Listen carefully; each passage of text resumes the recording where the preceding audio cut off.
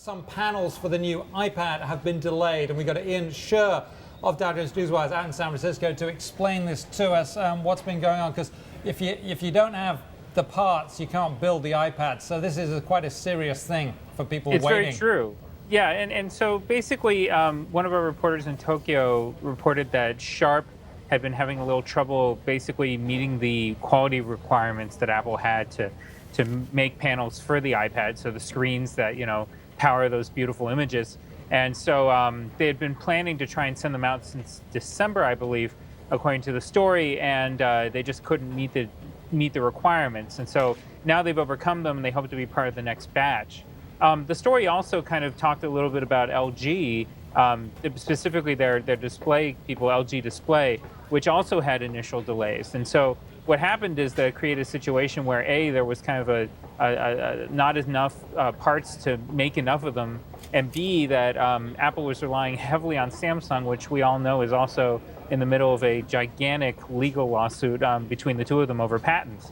So it's very interesting. There are a couple of themes that are going on here, right? One of them is that Samsung and Apple heavily depend upon one another, even though they are at each other's throats.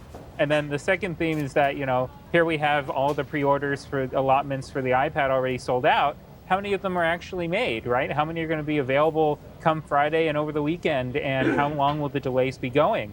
When the original iPad was announced and released, it took months before Apple was able to meet up with supply demand. And arguably, some people could say they left money on the table by not having enough prepared. And so the same thing could happen this time around. So we're looking at an iPad shortage worldwide? Should I be stockpiling?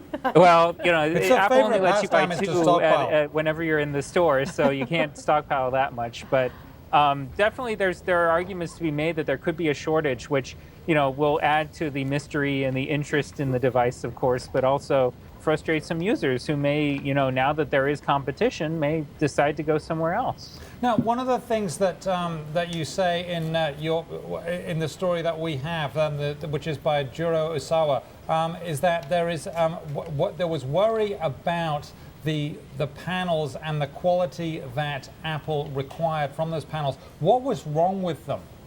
Well, I mean, there isn't much else in that story from it. A lot of the rumors that had surrounded this, because this was actually reported a lot by the blogosphere before Juro was able to nail it all down, was that that they weren't able to really meet the quality of the display. One of the things is that you have to make sure that the image has kind of perfect image across the entire display, that all the colors are equal. Sometimes the little individual pixels, those little things that create the color in the first place, some of them may be bad. And Apple has pretty strict requirements. A lot of their users are very fickle about this stuff, and Apple themselves are fickle.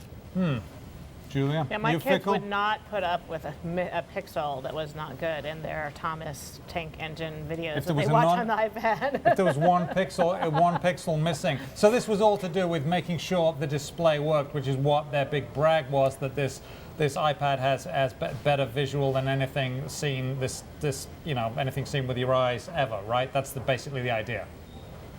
I'm sorry, can you repeat yourself? Well, happily to repeat myself, frequently do. So the whole idea here is that the problem was that these panels weren't up to snuff. Right, exactly, and that they weren't able to meet the demands that Apple had. And so what it turned into was that they had to rely heavily on Samsung, and then Sharp and LG are now supposedly going to meet up and have the next batch they'll be a part of. But it's about initial supply, right? And where all the interest is, can Apple meet it? And historically, they haven't been able to. Almost every time, at every conference call after they release a product, Apple says, gosh, we just didn't have enough supply. We're making them, and we're selling them as fast as we can make them. And that's a great thing to hear, but it also says that there's a lot of money being left on the table. Right. Well, this is Tim Cook's specialty. I mean, he's a master of supply chain management, so hopefully he can lock in the next round of screens. I bet he's working hard now. I bet he's really working hard now. We got to leave it there now. Thank you very much, Sherr of Dow Jones Newswire.